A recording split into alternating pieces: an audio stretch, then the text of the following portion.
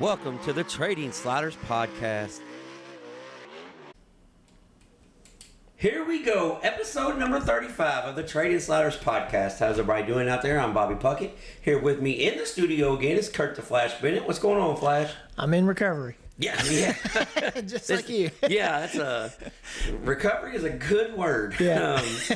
Because we've had a long race weekend. Yeah. It's been fun, though. It's been fun. We'll get into that. I'm not going to wait 10 minutes this week to introduce the guest. Yep. Our guest this week is the up-and-coming hot shoe out of Allentown, Pennsylvania, Briggs Danner. And we sat down with Briggs 2 or 3 weeks ago now. All this starts running together, but it was Mother's Day, so it was a couple weeks ago. Right, yeah. Because it was Mother's Day when we sat down with Briggs Danner. Yeah, it definitely was. Yeah, it was a good time. Great young kid that's going to go places in the racing world. Oh, yeah, he's already going places. Yeah, they do a lot of driving. Yeah. We're excited about that. This week's show being brought to you by Diesel Boys LLC. I know we say this each and every week, and we're thankful for the loyal listeners that listens to the show that jumps around a lot and flies off topic. But we are thankful for you guys. Diesel Boys LLC is the continuous sponsor for. I'm gonna say, I guess it's our title sponsor. Is that what we're gonna put it? I'd say they're the title sponsor. Kind of the title sponsor. But if you need anything done diesel work related on diesel trucks, call Brandon Hooker over at Diesel Boys LLC. Our deep dives each and every week is being brought to you by Kentucky Clutch and Performance. Kentucky Clutch and Performance. I guarantee they're wore out too. Yeah. That race team's wore out because they're still on the road. Yeah, they're going to be wore out when they get back tomorrow or whenever. Shout out to Ben Harmon for taking the win Friday night down at the Ponderosa Speedway. But deep dives brought to you each and every week by Kentucky Clutch and Performance. If you need anything clutch related, farm tractors, anything at all, pulling trucks, race cars, get a hold of Chris and the guys at Kentucky Clutch and Performance. Our slider of the week being brought to you by Speed Decals. Walt is a guy that's been on from day one. Yeah. He was the first one that said, I like what you guys do, and I want to help out, and we are grateful for that. Got to hang out with Walt. Yeah, got to hang out with Walt again this weekend. That was fun. So we'll talk about that, hanging out with one of our sponsors, on one of our weekend shenanigans. Yeah. But Walt's got a good slider of the week this week. But the problem is, I don't know if there's any video of it, so we're just gonna have to talk about it. You just gotta take our word for it. Yeah, but we seen it, and it was a hell of a race. So crash of the week this week and each and every week brought to you by DO Handyman Remodeling, 812-989-5002. We do have video of the crash of the week. Yeah. We definitely do have video of the crash of the week, so we'll put it out on our Facebook and stuff. I got personal video of it. Yeah. Flash was in the infield, about ready to have to take off running and scattering like ants like everybody else did. But it was a hell of a wreck. We'll just put it that way. So all that, we're going to get started with the news, and we're going to kind of do things a little different this week. Well, that's what we say, but we bounce around. Yeah, so we bounce around a lot. We bounce around a lot, so we might get off topic. Yeah, a little bit, a lot. But, we're the trendsetters, so we kind of do things and then it comes back around. Yeah. But this week, news of the week, Racers Race, and we got some stories of guys that's done some major traveling this week. Oh, yeah. This weekend.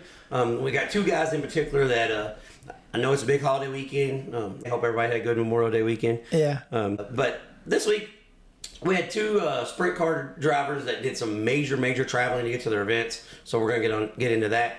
Sprint car racing is healthy in Indiana. Oh, yeah. Very healthy.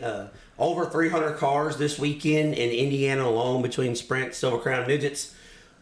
That's 300 different type sprint cars and open wheel race cars in the state of Indiana this weekend. Yeah. So that's exciting. We're going to talk about that.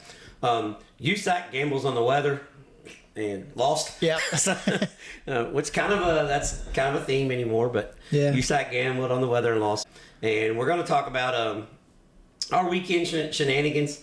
This one here is no different than any other. Oh no. It's just on a lot less sleep. Yep. A lot less sleep. And racers helping racers. We're going to get into that a little bit.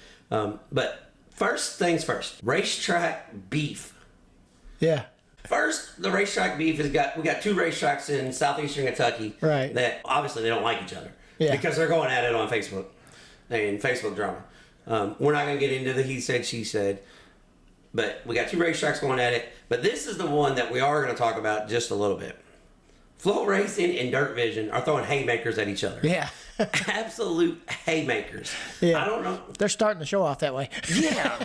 Like a few months ago, everybody was in a working agreement. Yeah. We are all working together. It started at the Chili Bowl. Everybody's going to work together. You guys are welcome. Dirt Vision's welcome to come into Flow. Yeah. Flow owns the right to the Chili Bowl, as everybody knows. But Dirt Vision allows Flow to come in, or Flow allows Dirt Vision to come in, do some pre-race stuff, do some race day stuff, right. with one of the biggest events in the country. Everybody's great. USAC and World of Outlaws have a combined show at Volusia, and everything was great until it wasn't. Yeah. As when the green flag was about ready to drop. Right. So I don't know exactly what happened, but obviously there was a pissing match. Yep. And I think from what I've heard from some people on the inside, I'm not going to name any names, but I think one group had 350,000 people watching. Yeah. The other group had 27-ish thousand people watching. And that group did not like that the other group was getting both. So they were like, you're not streaming this on both of them. Yeah. So if you read into it, you can tell who pulled the plug. Right. But I do know one thing. I know Dustin Jarrett and Ben Shelton and James Essex are good for the sport. Yeah. I do know that. And I know that Ruben, that works for the World of Outlaws, he is a great ambassador for the sport. He talks about everything positive on the Summer National deal. Yeah. He loves late model racing. So that's what we've established. Somewhere in the middle, James Essex, I don't know if it's being an Indiana politician or what, throws his hands up. I'm good with everybody. Yeah. That nobody's got a problem with James Essex. Right. So we scratched that out of the equation. Dustin Jarrett and Ruben, they must not like each other. Yeah. Because Ruben goes through his spiel every week, which they've been doing it for years. Yeah. So, it started with the sprint cars, the greatest show on dirt, but, Ruben, and now that Ruben's got the World of Outlaws has the Real American Beer sponsorship.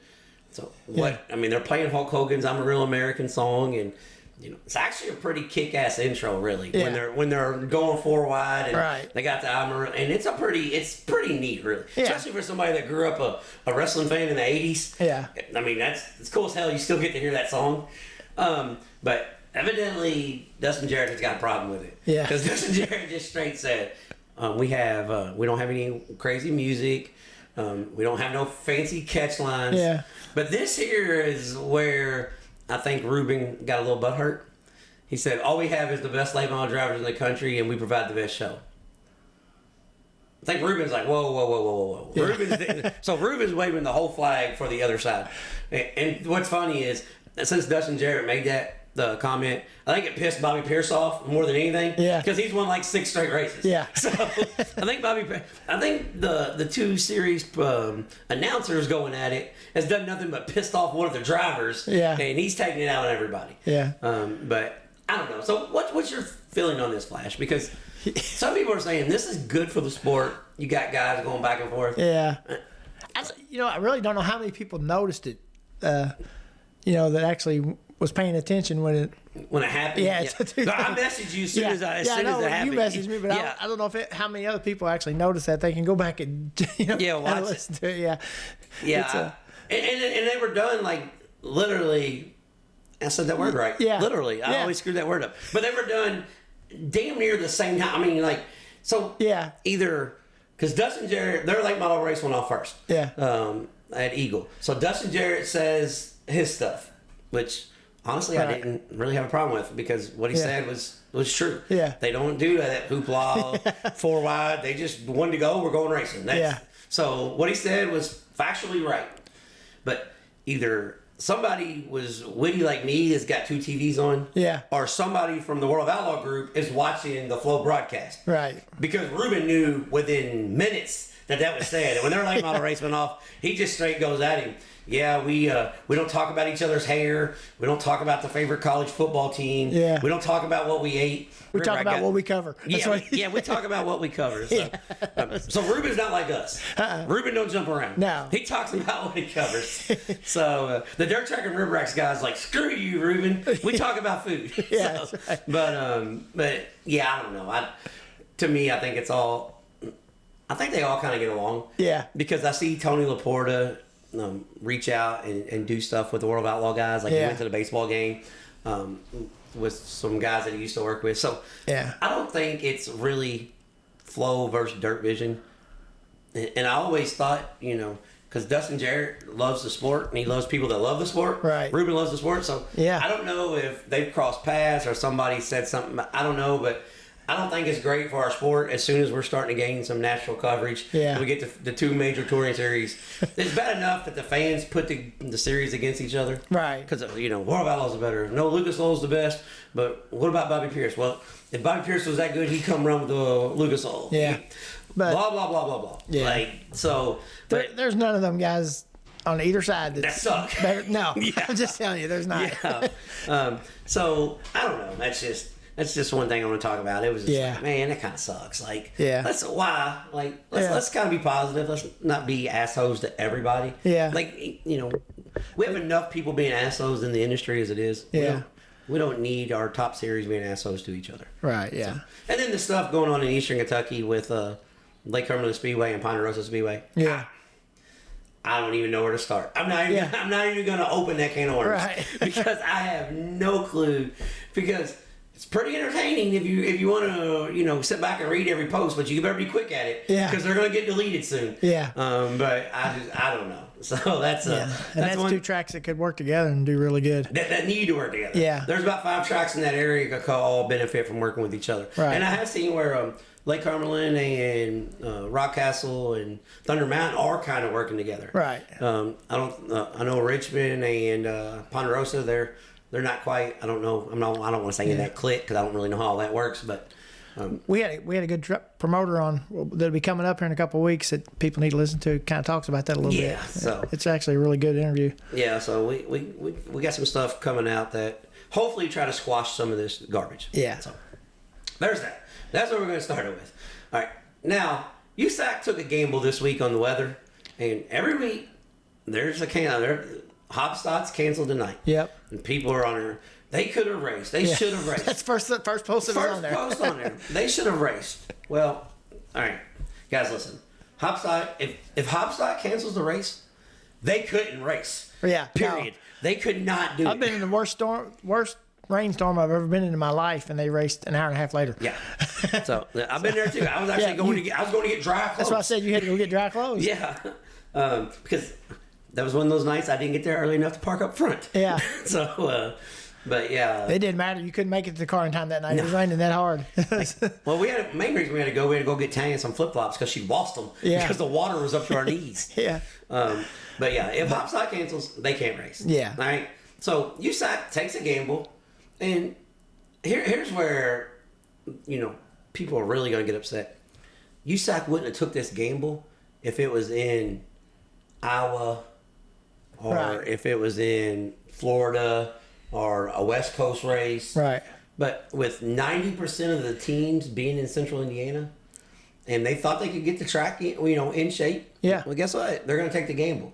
But it sucks for the guys like this week's guest, Briggs Danner, who drove 9.5 hours and got rained out from a track that it didn't even rain that day. Right. So that sucks. That there's no way around that. But as Briggs, as you'll find out in the interview too with Briggs, he talks about that's just part of it. Yeah. He just kind of knows how that's going to be when you choose to run a series that's based in the Midwest and you're on the East Coast. So, right.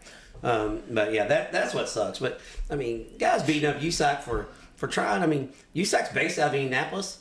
One race was in Indianapolis. The other race was 45 minutes from Indianapolis. Yeah. Why the hell wouldn't you try to run it? Exactly. I mean, most teams are based out of Indiana. So that was one. I think a lot of people got mad because they canceled it late.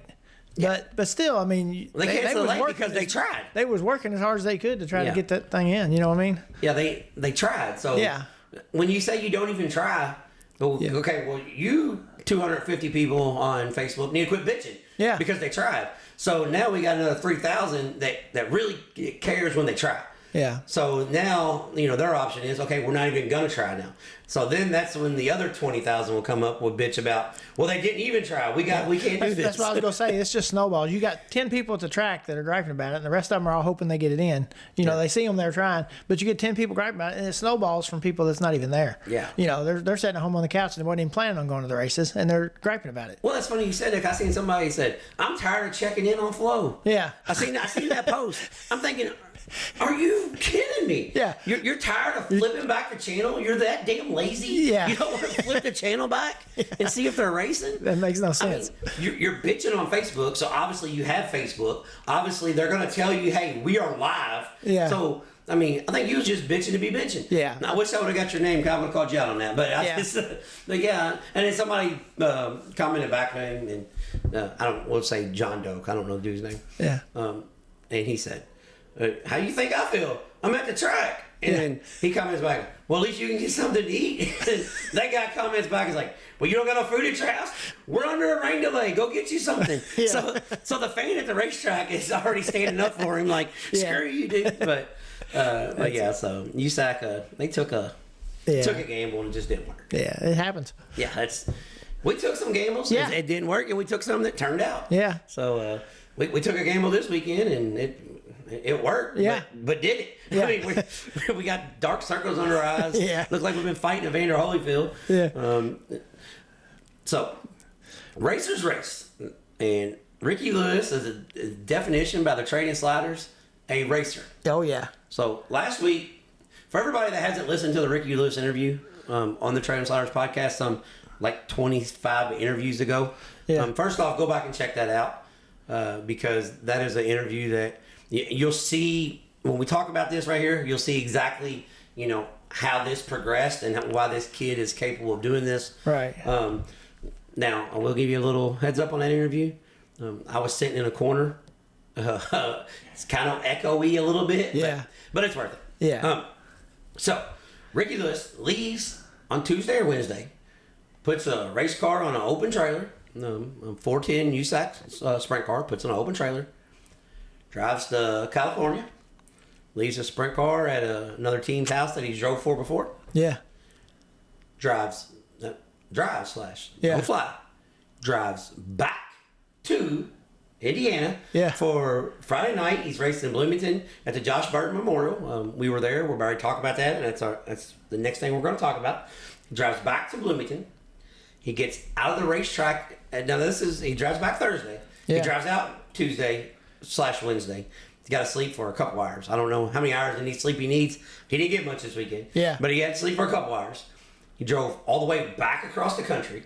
So he had a car out there. Yeah. Because he's running for the CRA points that he didn't plan on running for, but he's a points leader. And shout out to him we'll get to it. Yeah. So he goes to Bloomington. He drives all the way back. He goes to Bloomington and races. Gets out of Bloomington Speedway roughly. We left at 12:30ish probably. Yeah. Because it was after 2:30 when I got home. So and then they ran their feature last. So yeah. So we left at 12:30ish. He ran 5th in the race. So he had to go through tech, all that stuff, load his stuff up, go to Kokomo, because that's where this race shop is. Right. Drop this stuff off. He said he dropped stuff off. He took about a 45-minute nap and drove his ass back to Indianapolis, got on the plane, flew to Los Angeles, raced at Paris Auto Speedway last night, won it, left the racetrack there, got about 3 hours of sleep in the airport, flew back to Indianapolis this morning at 9 a.m. So that was, I don't know what time he flew in. Yeah. But he was here at 9 a.m. Right. He raced last night at the 7 p.m. West Coast time. So that's 10 our time. Yeah. So we'll just say his flight left at 2 or 3. Yeah. They left at 3 in the morning. It's a 5-hour flight. So he had a direct flight back to Indianapolis. Yep. At 9 o'clock, he's working on his race car from Friday night. They showed him cleaning the trailer, washing him and Mikey.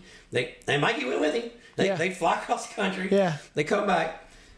He wins at Paris Auto Speedway this morning. Okay, we got something cranking up. So okay, that was his grandson's phone. It's somebody's every week. Yep. And we don't stay on topic. So if we was on topic, we would have known to turn our phones off. Yeah.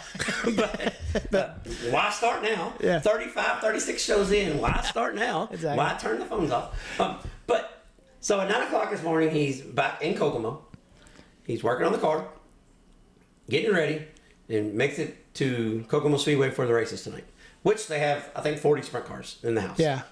Should be starting sometime about now, right now. But so, hat shake to Ricky Lewis for Racers Race. He pulled off something that not many guys in the country can. Yeah. And the main reason why I say this is because guys fly all across the country all the time. Right. He drove back, flew back. But Ricky Lewis is a guy that does it all by himself. Yeah. He doesn't run for a major team. So he's got some guys that help him. He's got people that help him. So hat shake to Ricky Lewis for taking care of the business as far as Racers Race. Yeah. One more flash racer race. Brian Brown raced Knoxville, Iowa last night. That doesn't sound crazy. Right. The races were over. He made the 15-and-a-half-hour drive to Port Royal, Pennsylvania. Signed in today. Dude. Ready to race tonight. Port Royal got rained out. Races got pushed back a day. $100,000 to win. Running for Knoxville Track Championship. Yeah.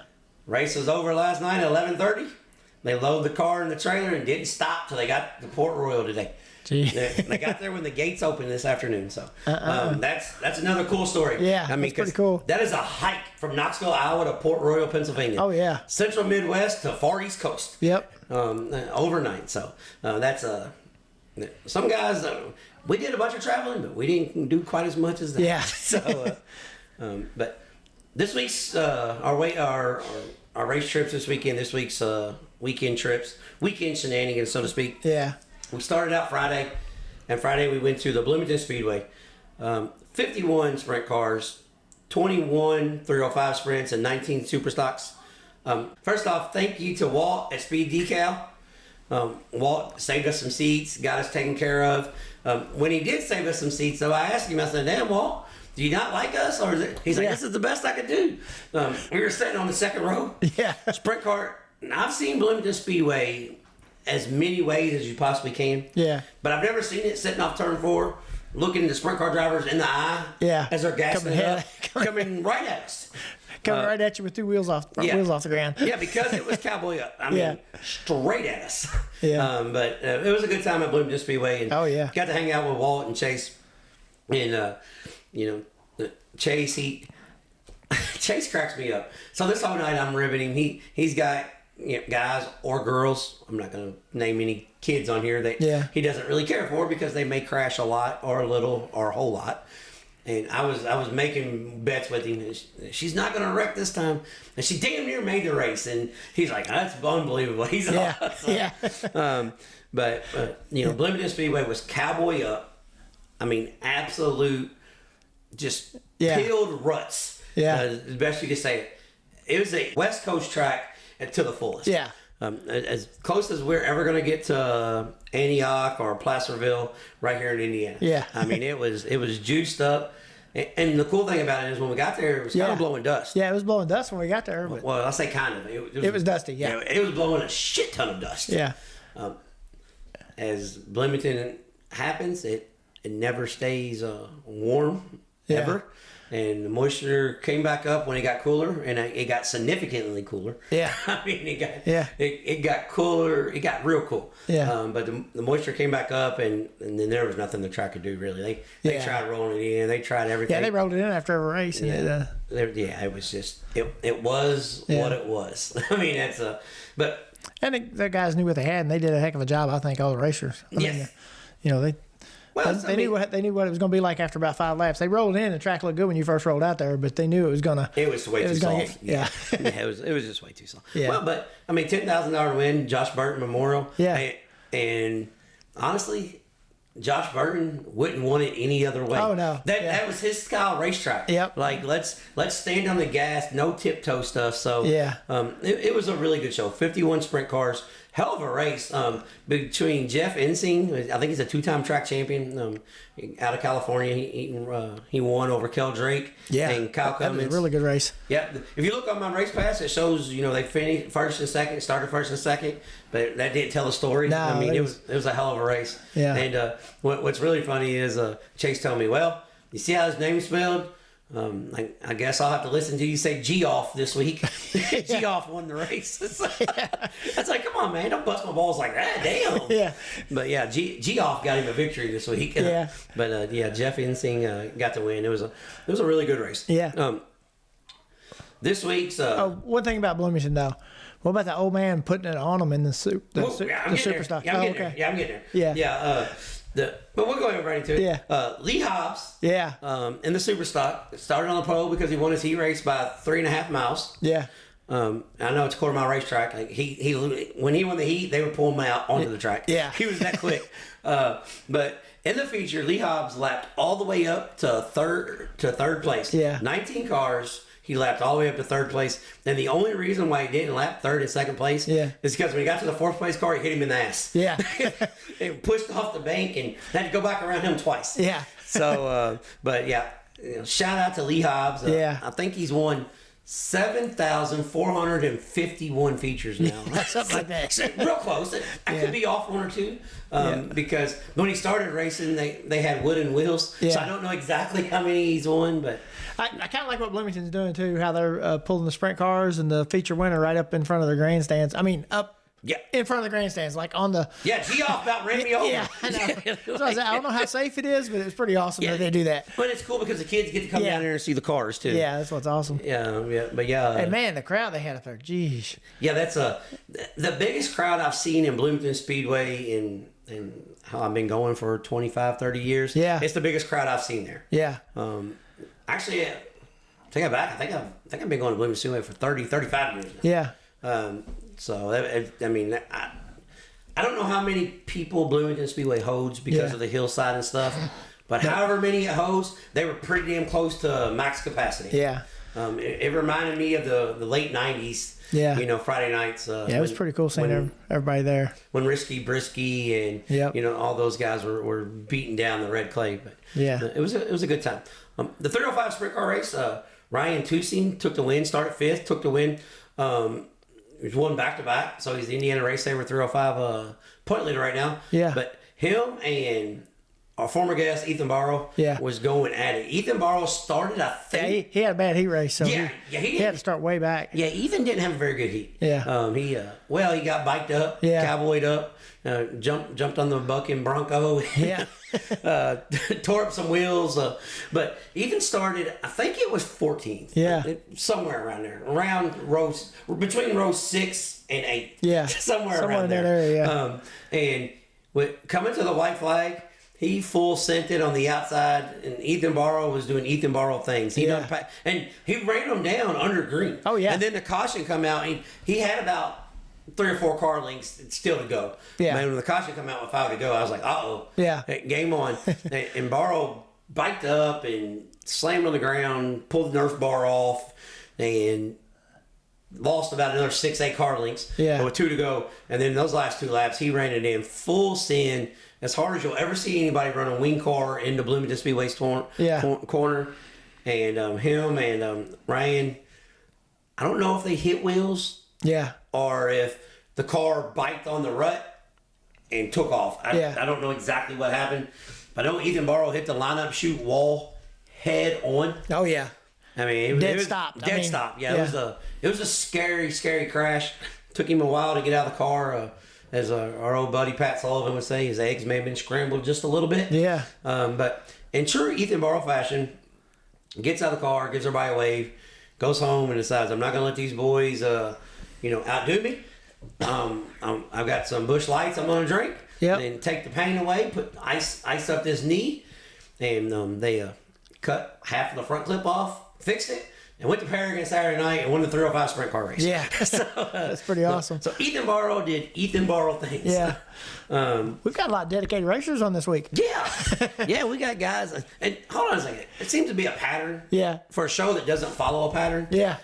All these guys that are doing this cool shit. Yeah. Have been on the show. Yeah. So, I mean, maybe there is a method to the madness. Yeah. I don't know. Maybe, and a lot of them been on here before. They did a lot of cool stuff. So. Yeah, they did cool shit really before people knew they were doing cool shit. Yeah, I know it. So, and one other thing I want to give we're about to go over Crash of the Week after we do our next event. But, right. Kyle Shipley, went for a ride at Bloomington, a major ride. Oh, yeah. Landed over in the push-off lane, going for it, driving the Josh Burton Memorial car. So glad Kyle Shipley is okay, because that's a scary moment. He left out in the ambulance, but looks like all is going to be well. So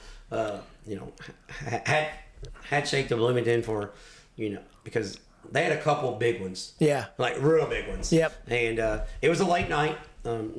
Things don't always go right. Right. Sometimes it just is what it is. Yeah. It wasn't the racetrack's fault. You had, and what I liked about it, the guy that did the invocation, the preacher, he wanted to thank Bloomington Speedway for racing. Yeah. And that's how much Bloomington Speedway means to the city. They're dedicated to race.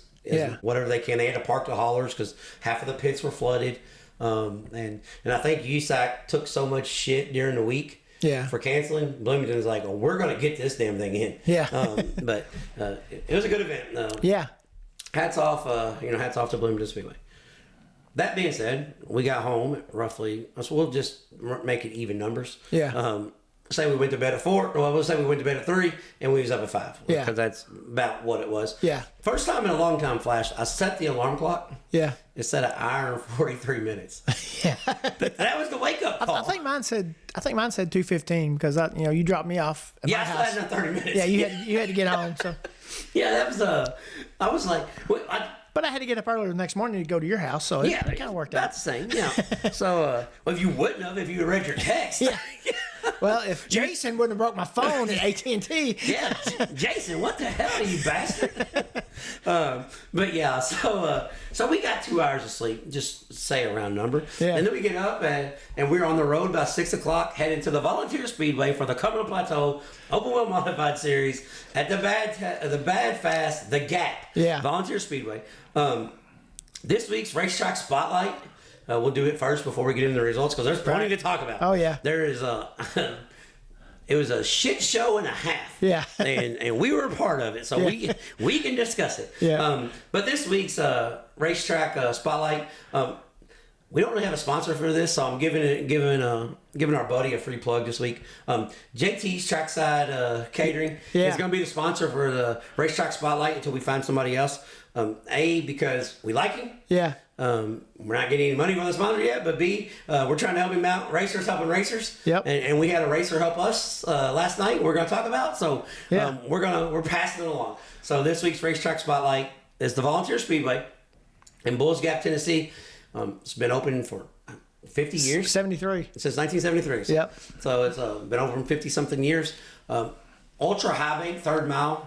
They say it's a third to 3/8. But it's got like 32, I think. Well, I think it could be either depending on where you run. I'm gonna say it's a third mile. It's a 3/8 mile racetrack. This is one of the racetracks I've raced on. And it's big. It's a 3/8 mile racetrack. Because if the third's on the inside, the only ones running down there is the ones that get pushed off the track. That's right. So it's a we'll say 3/8 mile racetrack speed plant. I think last night the modifieds qualified 12 second laps on 3/8 mile track in a UMP open wheel modified type car. So that's moving. That's fast. That's moving. But racetrack that you need to go to, it's in the hillside. It's on a slate, so there's terrace parking on the back stretch. The seats on the front stretch, they've got chair back seating.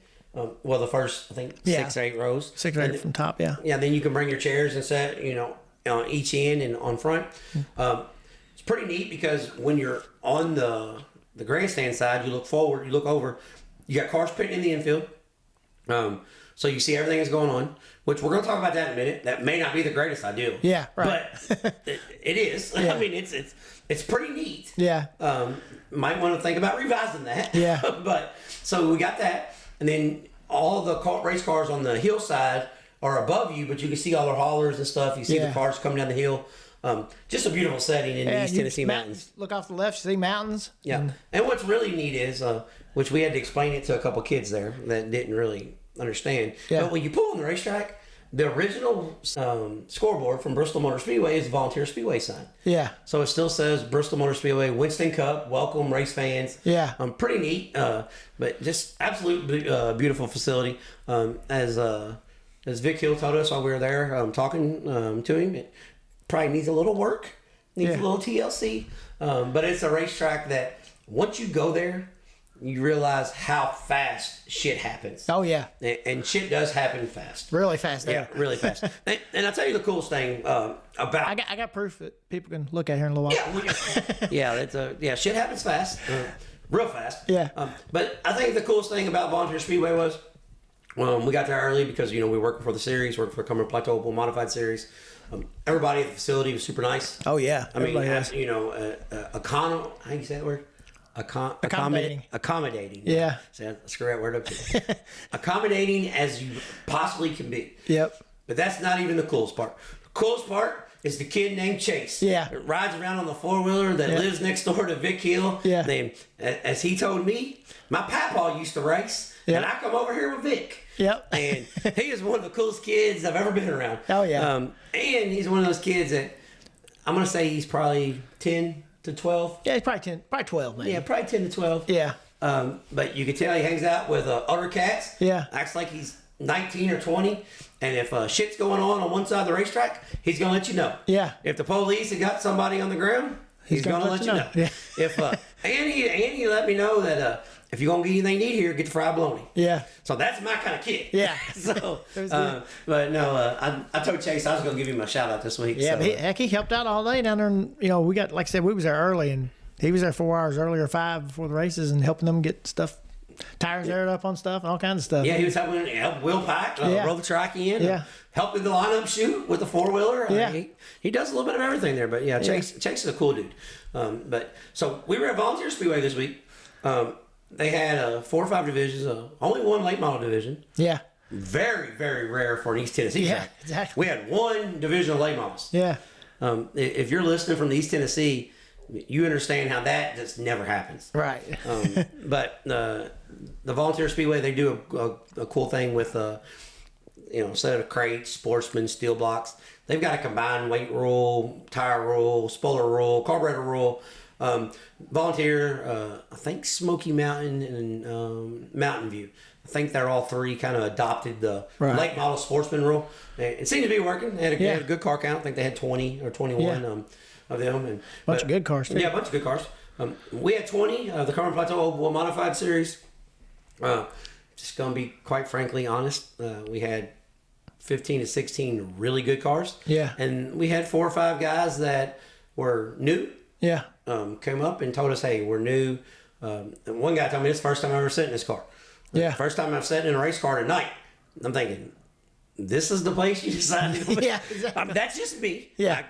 But super good dudes. Yeah.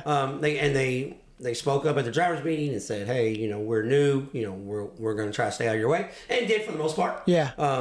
But the race itself, the on-track action was really good. Yeah. When it was on-track action. Yeah. There was a lot of action that was off-track. Yeah. Like places it wasn't supposed to be. Yeah, like off in the pits. Yeah. There was a lot of off-track action. We're not talking about fighting. No. That happened on top of the pits. Yeah. That was afterwards. Yeah. That was something totally different we're going to talk about. But before we get into that, this week's Slaughter of the Week is being brought to you by Speed Decals because the heat race number 1. Oh, yeah. For the Cumberland Plateau Oval Modified Series, it was a stocked, loaded heat race. And not only was it a stock loaded heat race, when we say trading sliders, slaughter die, rip the lip, it had all of this and that much more. This 8-lap heat race was the most exciting 8-lap heat race I've seen in any division for a long time. Yeah. I didn't think it would happen there. Yeah. That's what surprised me. David Clark and Blake Brown threw absolute haymakers back and forth every turn. One lap, there was 3 sliders for the lead. You say, what? Well, you got 2 turns. Yeah. Yes, I know. One lap, there was 3 sliders. They went down turn 1 and 2. Clark slid Blake. Blake turned back under him. Blake slides him going into 3. Clark turns underneath him and slides him coming off of 4. Yeah. I mean, it was incredible. Yeah. And this whole time, Chris Wilson, Ben Harmon, and Adam Ogle are doing the exact same thing from 3rd through 5th. Yeah. I mean, it was an incredible heat race. So this week's Slaughter of the Week, I don't know if there's any video of it out there because I didn't see Flipper or the guys. It's normally in East Tennessee, right? So I don't know if there's any video out there, but if there is, we'll get it out there because the heat race was phenomenal. You know, it's a great heat race when the race is over. Of course, I'm hyping it up just a little bit because it was a great heat race, and heat race number 2 was sponsored by Trading Sliders Podcast this week. Oh yeah, yeah. I kind of screwed that up. Yeah, I should have went with heat race number 1, but you know, sometimes shit just happens. Yeah. But when you're in late model country and the cars roll down the front stretch to go to the scale, everybody in the crowd stands up and gives them a standing ovation. Yeah, so, that was pretty awesome. So you know that was a good heat race. Yeah. Now, and shout out to the Vic Hill and them for the track too, though. Yeah. I mean, the track was perfect. Yeah. I mean, it couldn't be no better. You couldn't bitch about the racetrack. Yeah. Because we're already talking about the shit show that that's what I'm trying to tell people. It's not the track. Yeah. There was a shit show that happened. Yeah. On our behalf. Yeah. Well, not on our behalf. We weren't driving the cars. Yeah. We were just there with some authority, I guess. Yeah. Had to make some calls on the spot. Yeah. But the race started. We head off down 1 and 2. I thought we was about to get a classic David Clark, Blake Brown heat race again because Blake slid David and David come back down. And as we go in turn number 3, Chris Wilson, who hasn't been in a car in a year and a half, and don't look like he missed a beat at all. No. Has not missed a beat. Damn near won the race. Yeah. But he throws a slider from, I believe he was starting 4th. Yeah. Or 3rd. No, 3rd. Yeah, because he was starting 5th. Yeah. Because he ran 3rd in the first heat. So he went from 5th to 2nd underneath the leader coming off turn 4. Yeah. On the first lap. As he did that, we'll just say an accordion effect. Yeah. At well over 100 mile an hour. Yeah. And last year's series champion, Colton Profit, hit the opening, got hit from behind. I don't know which car hit him from behind because it's happened so quick. Right. But he checked up a bit, got turned into the wall, hit the wall, come down the track.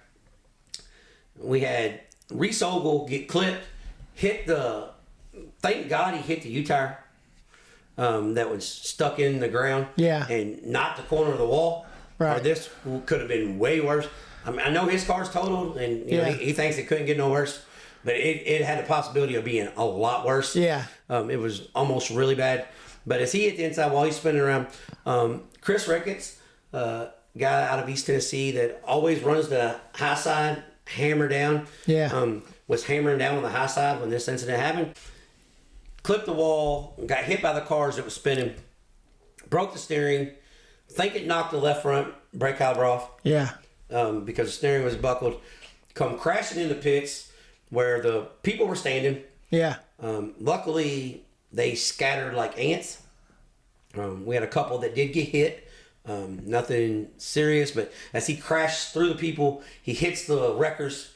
Yeah. And the wreckers are backed up against the wall. Yeah. So this is where the whole situation gets worse. This is where the whole story is about to get worse. Yeah. But yes, he crashes into people, hits the wrecker, pinned up against the wrecker.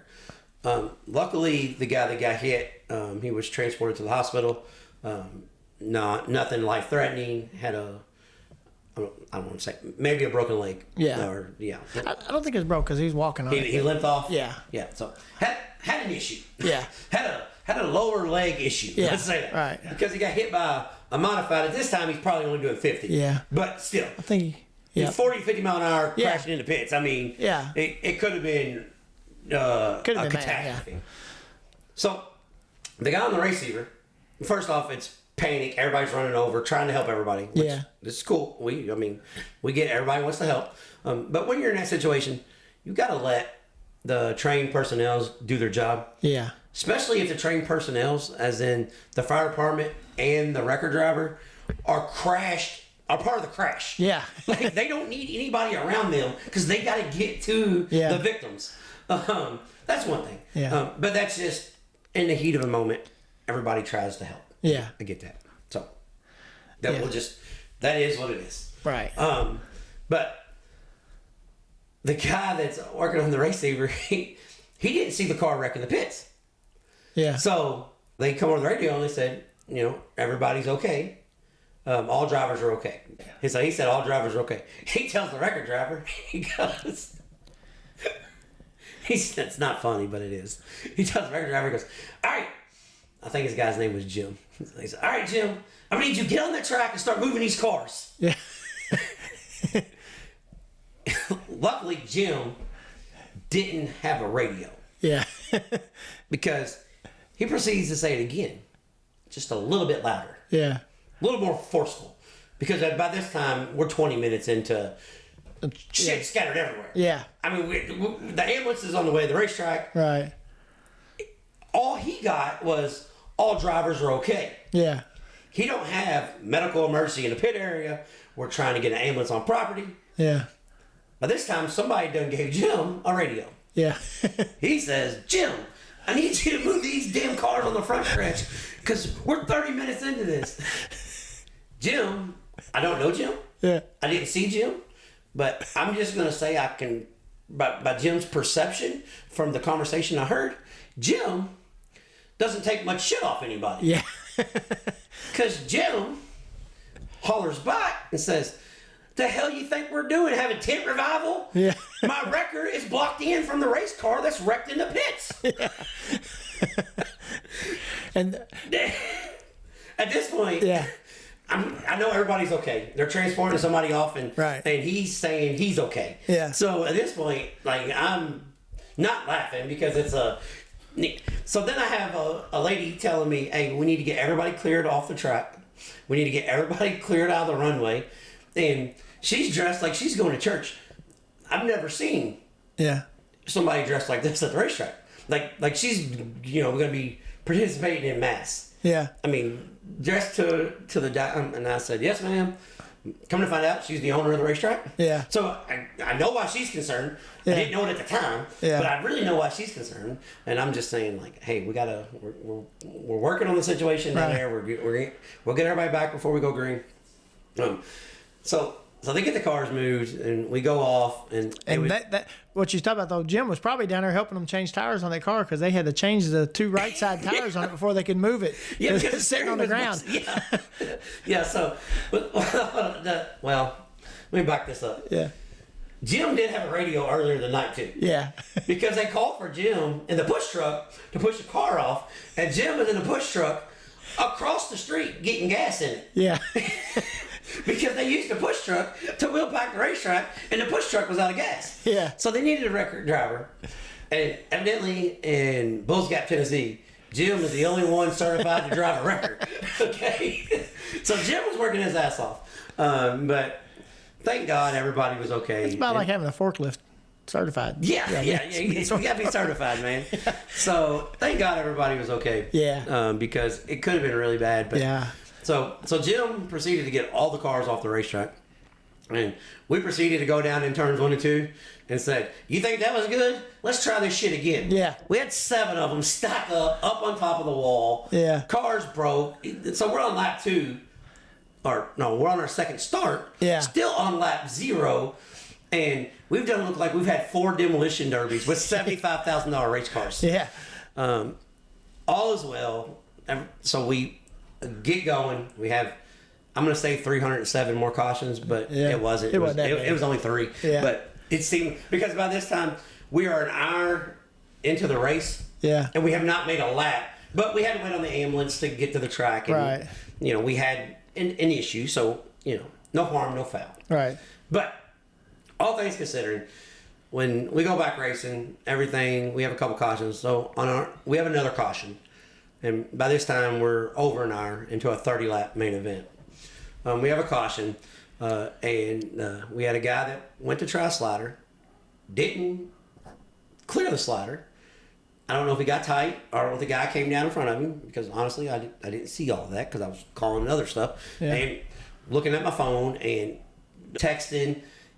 Well, I'll tell you, guys, remember Flash talked about his phone not working? Yeah. Well, Flash is in the infield. Sending me, all right, inside baseball, I'm going to let everybody know. Yeah. So when we're doing this series race, Matt, the series director, contacts everything through me via radio / a lot of times cell phone text. Yeah. / call me on the cell phone while I'm live on the mic. Yeah. / we just make it work. Flash lines up cars, pulls sheet metal, helps with lineups, helps with tech. He's sending me text the whole time. All right, we're going to pull sheet metal on this car. This guy right here, because him and Matt Danner are working together, this guy's going to get his spot back because he stopped to avoid the wreck. This guy's in the wreck. So we got about 10 things going on. Yeah. Except Flash, what was the dude's name again? AT&T? Oh, Jason. Yeah. Jason screwed up Flash's phone, so Flash's text messages ain't working. So he's got to message me on Messenger, which is no big deal. Except for Matt and I are communicating on text message.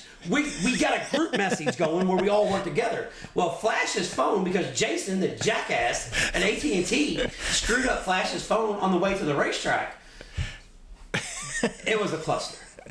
It was an absolute cluster.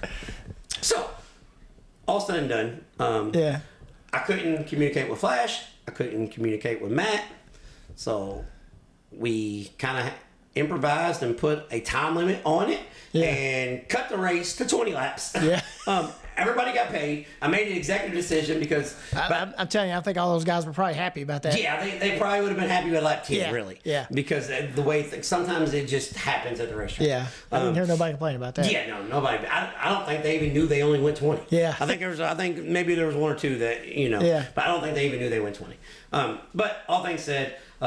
Blake Brown took the win over Chris Wilson, and shout out to Adam Ogle and Jesse Roop.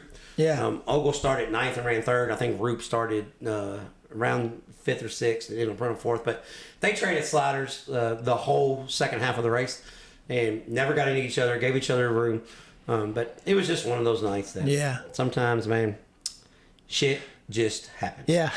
So, D.O. Handyman and Remodeling's Crash of the Week is the crash that we just talked about for 15 minutes because it was a crash / event / this is how the whole night's going to go. So, just a little insight for everybody that didn't know how stuff works. Yeah, that's I don't know how it works everywhere, but that's just kind of how we do it. It seems to work, but it really didn't work this week. Yeah. It would have been better if I didn't have any cell phone service. Yeah. I could have just made a call, and if somebody was mad about it, we'll just talk about it later. Yeah. But, so that's how it went. But yeah. Well, that's it. That's how our weekend went. And I was going to tell everybody, though, if the people stayed for the late model race, it was probably an hour and 20 minutes long. Yeah. It was worse than the modified race. So, and the track was perfect, guys. It wasn't. Yeah, it had nothing to do with the track. I didn't look. It may have been a full moon. Yeah, I don't know. I don't think so. But. I don't know. This is the best part of the story. So me and Flash now it's midnight. We're leaving the racetrack. Yeah. Well, no, about 11:40. I don't want to put it later than what it actually was. Yeah. I want to keep this as close to midnight. We're leaving the racetrack. There's 2 hotels in the racetrack's parking lot that we could have just said, hey, we'll just stay here. We'll just stay here. Yeah. Because, why would we not do that? Yeah. Well, we're thinking, we had some obligations Sunday morning, so we're thinking we're going to get on the road, drive to Middlesboro. Yeah. There's 4 hotels there. Yeah. Because obviously my wife wasn't with us, so our hotels, we weren't told where we were staying. Yeah. It was left to us, big boys, to figure it out. Oh yeah, big boys that had an hour and 40 minutes of sleep the night before, which was our fault because we didn't have to go to Bloomington. Right. That was our fault. But we wanted to go support the Josh Burke Memorial. Right. And anytime Bloomington races, people need to be there. So we're just going to get a hotel. Well, we head back. We get into the trip. There's something called the Daniel Boone Festival in Pineville, Kentucky. Yeah. They got Ferris wheels, tents, parade, stuff set up on the highway. Yeah, it looks like it looks like somebody won the Super Bowl. They're celebrating. Yeah. Evidently, it must bring in 50,000 people to Pineville, Middlesboro area. Yeah. Because there's no hotels available. Yeah. Every one of them is booked up. As I'm calling them, they're telling me, call this guy, call this guy, call this guy. Everything's booked up. Next person tells me, hey, you probably stay around Corbin if you're heading that way. Flash. for everybody in our area, we just had the deadliest tornado in London. Guess where the closest town to London is? Yeah. Corbin. So all those hotels, everybody's dispensed to southeastern Kentucky hotels. Right, yeah. Because their houses, and we drove past, it's horrible. It's terrible. Terrible. So we could not get a room. So our buddy, Race and Richie, luckily we do this enough that we know people in all different pockets of the country. Right. And so I called Richie, said, Richie, I know Richie lives in Corbin. I said, hey, is the Race and Richie Motor Lodge got any vacancy tonight? Yeah.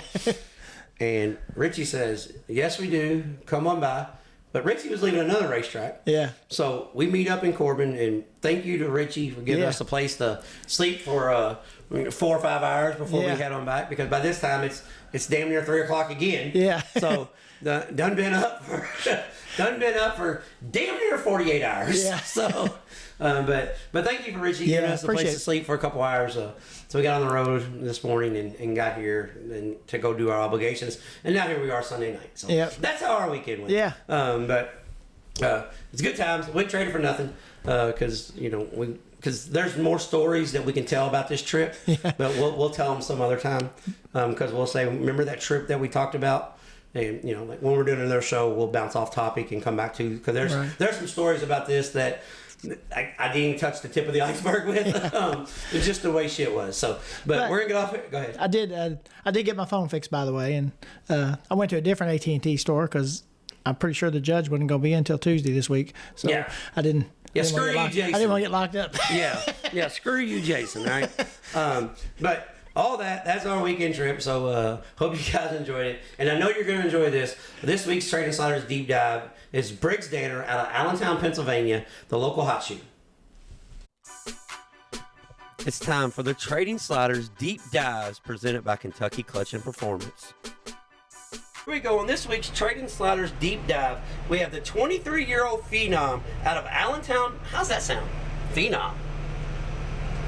Sounds okay. No, damn. We're really gonna have to try hard on this one then. The 23-year-old superstar. How's that? Is that better? Yeah, that's all right. All right. Out of Allentown, Pennsylvania, Briggs Danner. Briggs, thank you so much for being so accommodating and squeezing us in your busy schedule, especially because I know you had a little rough night last night. You guys had some work to do, but yeah, for sure. We really appreciate you coming on. Yeah, of course. Thanks for having me. Third generation racer out of Allentown, Pennsylvania. My first question is, how in the hell do you end up running non-wing sprint cars out of Pennsylvania? Because a lot of the guys listening to this have no clue that you started out in big block modifieds. Yeah, definitely. So USAC East Coast, which is a 360 non-wing division out on the East Coast, was been running for 6 years probably now, and I was racing modifieds, spec motor modifieds, but Northeast Dirt modified at Bridgeport Speedway, and USAC East Coast was coming to Bridgeport, which I was running locally every week at the time, and got the call to run the 5 car that was owned by Bill Gallagher at the time, and they were looking for a driver, and that was kind of my home track, so it just kind of worked out. Yeah, it just kind of worked out, and we actually won our first feature in that. So ever since then, it's been you're a non-wing.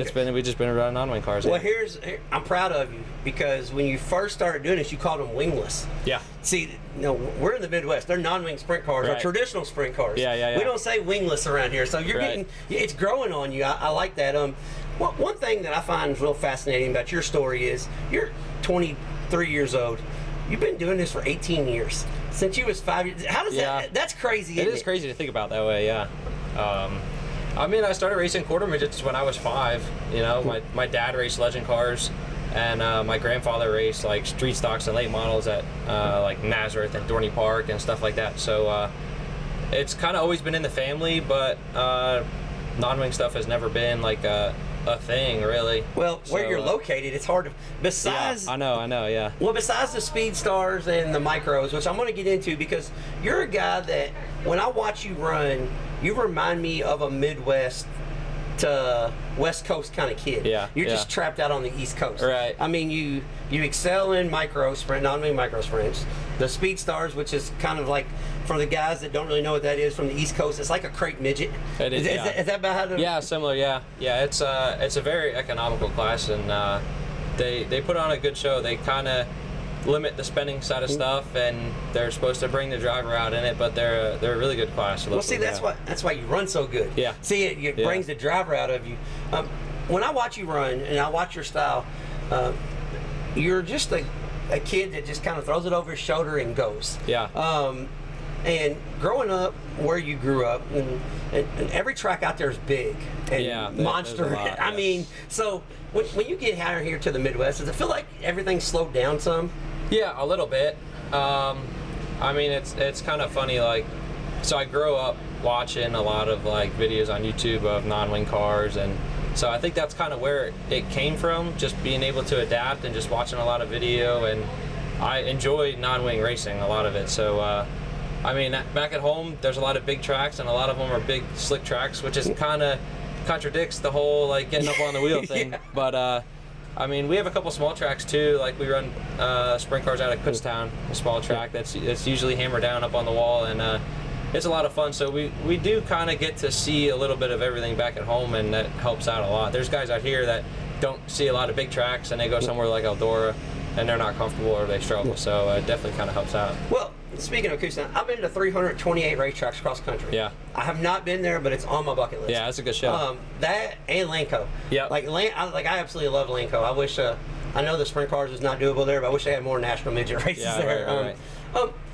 With running the micro, because just this past Tuesday you picked up a micro. I think it was Tuesday. Wednesday night. Yep. You picked up the micro win. How much, transformation, or where do you how the adaptation, I'll say. How do you adapt to different, because micro has a lot of horsepower to weight ratio, same way with the sprint car, but I mean, obviously you're not going nowhere near as fast. Is it a big adaptation, or is it just?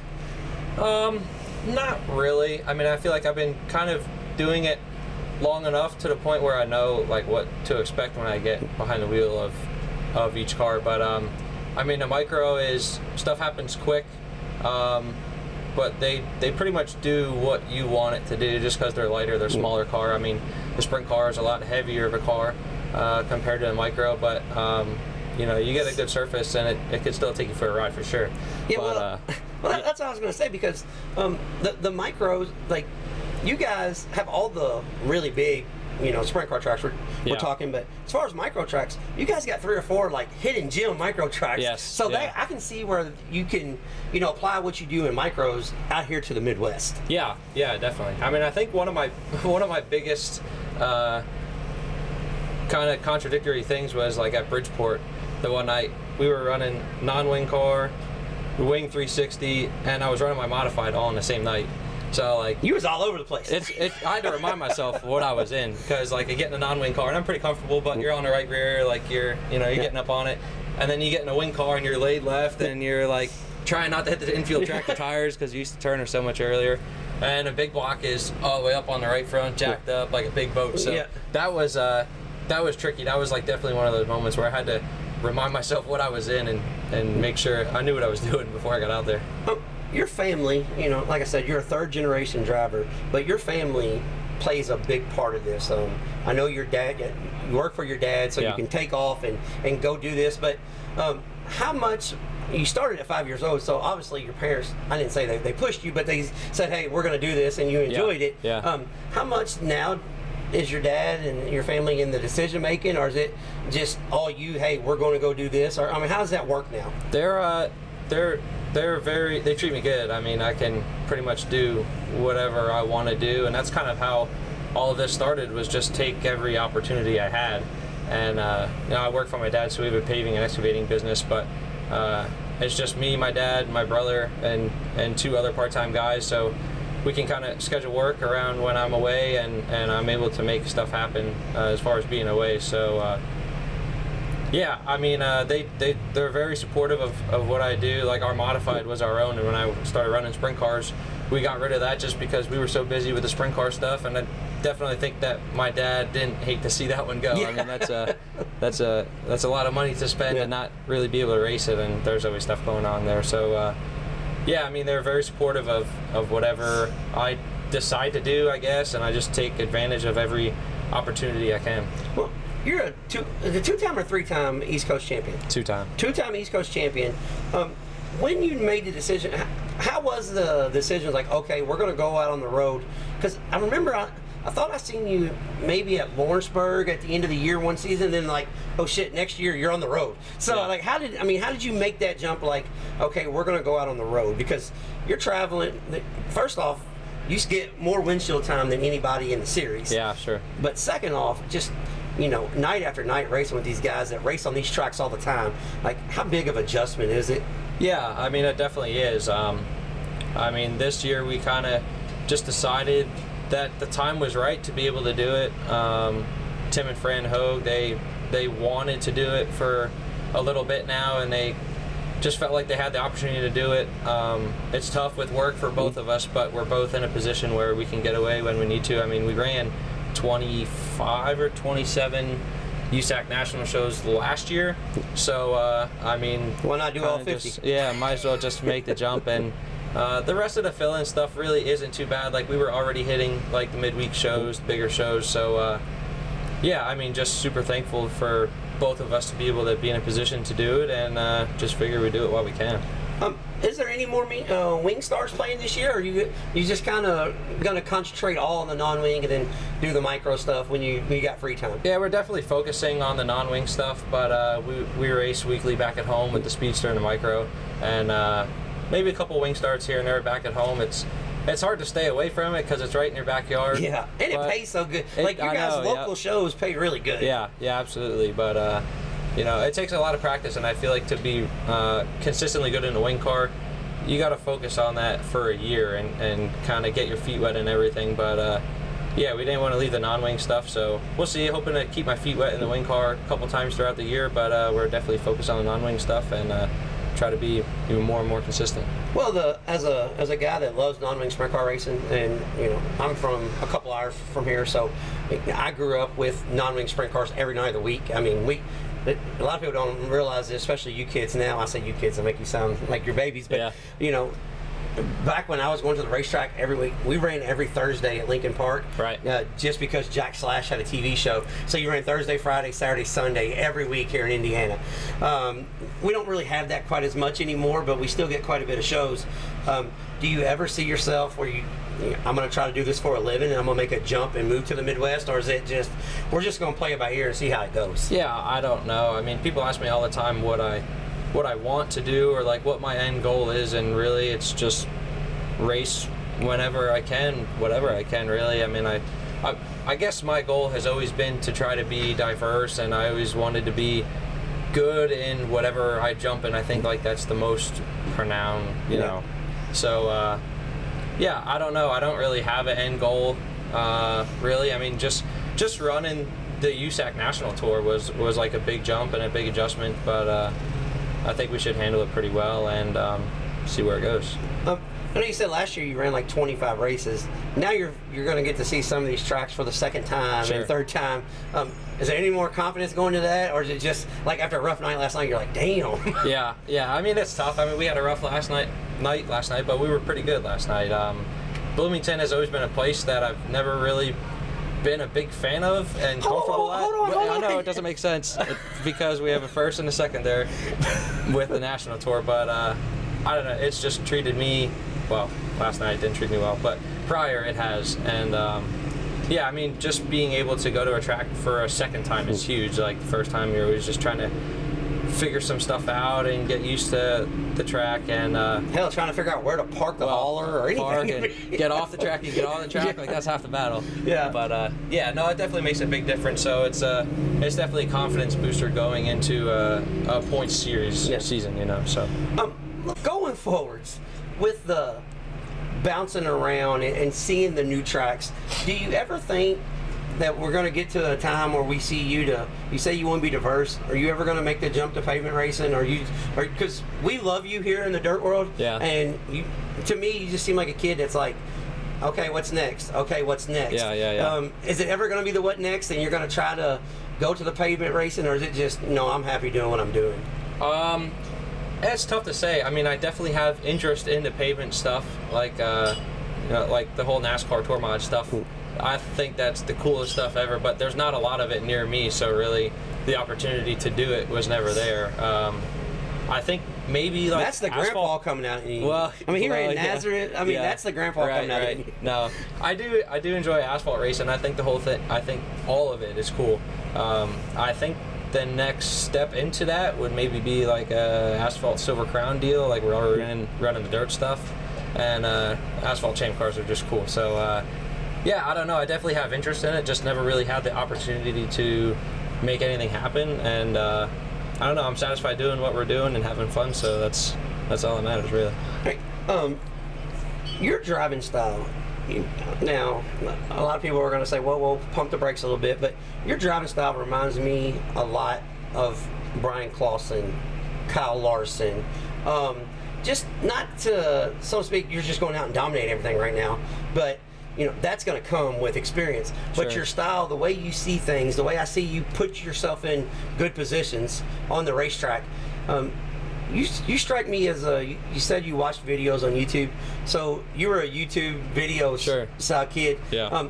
How often did you watch racing? And because a lot of people don't understand, you can learn a lot from not even being at the track. Absolutely. So how often are you a video kid? How often are you watching that stuff? All the time. I mean, on nights where you don't do so good, like last night, I probably won't watch video, but like I watch video of myself and play it back, like if my mom's recording or watching on Flow or whatever, and you learn a lot, definitely. I mean, growing up, like watching the non-wing stuff, I've probably watched every onboard video of a non-wing car there is on YouTube, but no, you definitely learn a lot, and I think that gets overlooked often, how much you can learn and go back and say, I did this right or I did this wrong, or even just race car stuff, just trying to get better. So well, that's one of I think the younger generation's biggest downfall is they have everything at the tip of their fingers. Yeah. But you see kids and they won't even watch a race at the track. Yeah. If I'm not racing, I'm back here on my phone. I'm on Instagram. I'm hollering at my girlfriend or something. Right. Like you have to pay attention to every aspect of it. And when I talk to you and when I've talked to you at previous tracks before, I can tell you got your head on your shoulders and you're concentrated, you're determined. Yeah. But I can tell you guys also like to have fun. Oh yeah. And that gets lost a lot. Yeah, for sure. Yeah, you got to have fun. I mean, you hear stories about guys, they go win a big race and load up, go wash, and head to the next race. You got to do what you got to do, but you win a big race, you want to enjoy it for sure, and that's why you're here. You got to have fun, and you want to celebrate at Steak and Shake. Did you guys go to Steak and Shake last night?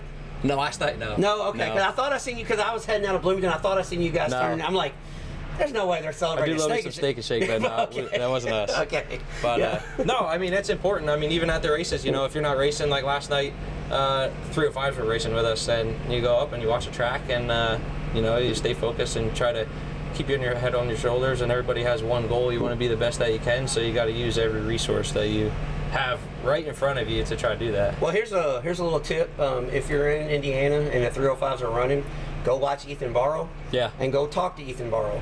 He's an older racer that loves helping kids. Right. And he will tell you exactly how and where to put your car. Sure. He was a non-wing hot shoe. Yep. And just kind of faded out because he got a little older. But if you're in Indiana, any kid, if you're in Central Indiana racing and Ethan Barrow unloads his car, go hang out with him. He's a cool dude and he'll take care of you. No, it's good to know.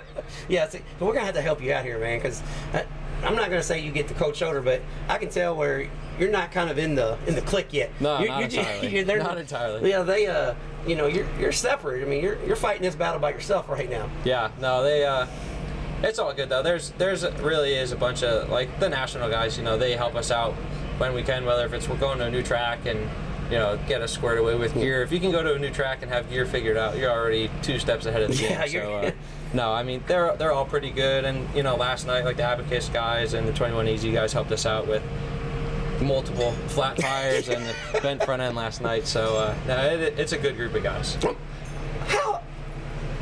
don't want to keep you all night. I know you got plenty of work to do, but I'm fascinated about this. So, like last night at Bloomington, it was real cowboy up. Sure. And you don't have a ton of non-wing experience. I mean, you've got 4 or 5 years, but as far as 410 non-wing, how does the car react you know, when you're setting on the right rear on a bull ring rough versus, you know, I got a long straightaway where I can miss the shit. Because last night there was no missing it. No. It was going through it either really fast or going through it mediocre. Yeah, it's tough because, you know, Bloomington's narrow, and that's part of why I have never really been super comfortable there, even though the results don't really show it. But yeah, it's tough. It's nice when you have a straightaway and you can kind of take a break and you know, think about something. But that place is a circle. You're up on it all the time, and you hope it just doesn't throw you the wrong way. Yeah, and last night you kind of got a bad bounce. That's just the way it is. You was making a good run, and then the guy in front of you had problems, and then you had problems. Yeah, no, we were good. We really were good. It's just a victim of circumstance. I mean, there's some guys where I bit them the same way last night. It's just part of it, and that's the way it goes. I'm glad you answered that like that. How bad do you beat yourself up on a bad night, or do you just like, man, shit happens, let's do this again? Yeah, it's tough. I mean, I guess it depends how blatantly I screwed up, really, you know? So if you drive yourself in the wall, you're pissed, but if it's not your fault, you can live with it. Yeah, I mean, like, so Port Royal Eastern Storm last year, we led the whole feature, I believe, up until like 8 to go, just put it in the fence, just running hard. I mean, I knew Brady was right behind me, and we were pretty much checked out, but you want to win, like, you don't want to lead 22 laps of a feature and then give it up. You know, guys like Brady at Port Royal, you know, they're no slouch for sure, but you got to go 110% every lap against these guys. You know, that's the way they run every lap. So I'm glad you said that, because that's not the non-wing sprint car rule. See, over in Pennsylvania where you guys are, you know, there's not 110% every lap. You just ride sometimes, and then you go the last 10. Yeah, right. Over in the wing cars, I'm glad you're a non-wing kid. I'm glad you're focusing on that. But also, we're gonna keep following you, and hopefully that the rest of these guys come around and, you know, they say, you know, he's a pretty good kid. Because I can tell. Oh shit, I almost forgot. Did I see your name last year running the boardwalk, the Atlantic City race? Yeah, you see. How badass is that? That's I haven't awesome. been there, but I really want to go. It's Atlantic City is next to Chili Bowl probably like the best event during the year. Really, Yeah. I mean it's like a party and they race. Yeah, That's kind of what it's like. But it's sweet. I mean, the whole TQ thing, indoor TQ thing, is awesome. Like, they're all pretty much one-off, like home-built cars. Like the car that I raced, we built a car the last 2 seasons, me and Kevin Graver and a couple other guys. So it's pretty cool building your own car, and like we built everything from the frame from scratch to designing front axles and torque arms and all this stuff.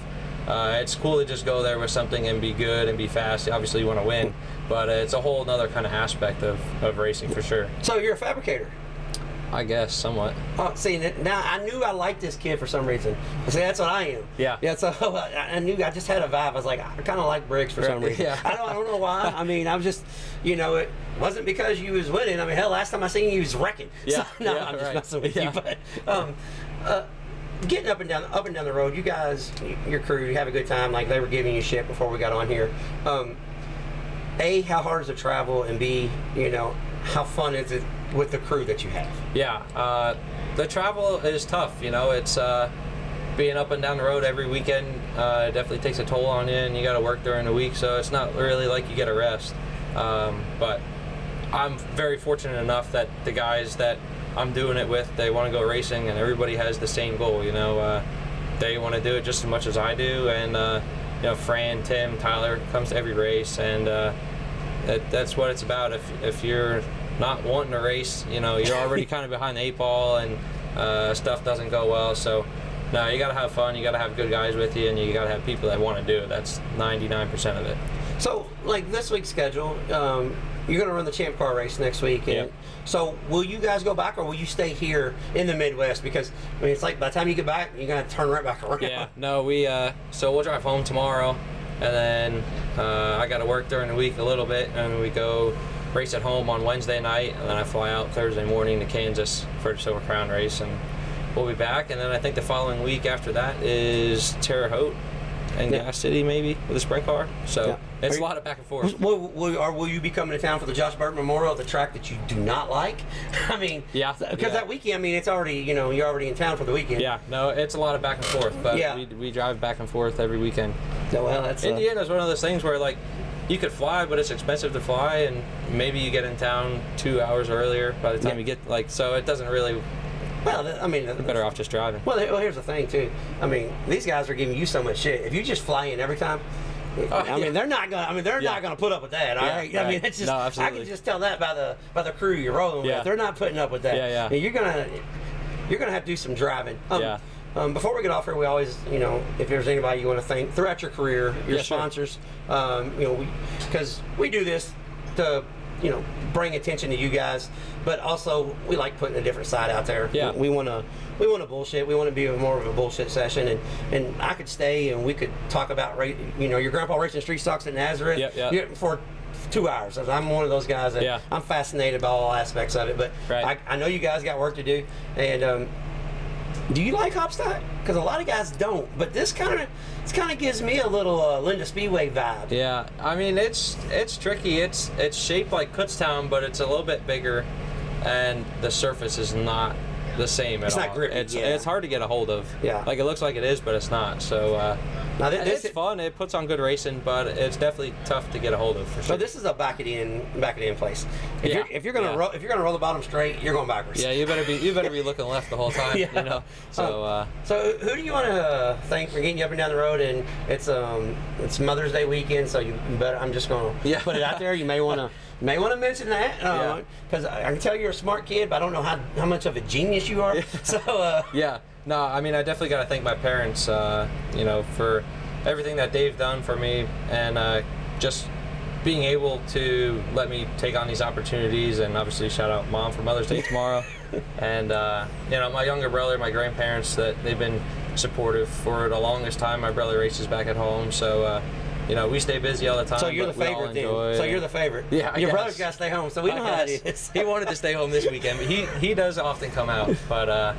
No, I mean, just everybody that has been supportive of us for the longest time. I mean, guys like E. Schneider and Sons Recycling, I mean, they've been sponsoring us and myself pretty much in everything that I've been in since I was probably 13 or 14 years old. I mean, everywhere I go, he supports me and what I do, and he enjoys it just as much as I do. So, that's a big part of it.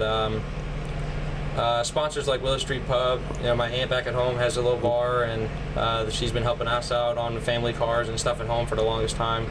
And like 39 Car Boulevard Truck Repair is Tim and Fran. They're the main reason why we're able to do this, and they give me really good equipment. So Brian Davis and the Davis brothers out here, they give us good hospitality when we come out. So it really is a team effort of guys that are able to put this all together and make it happen.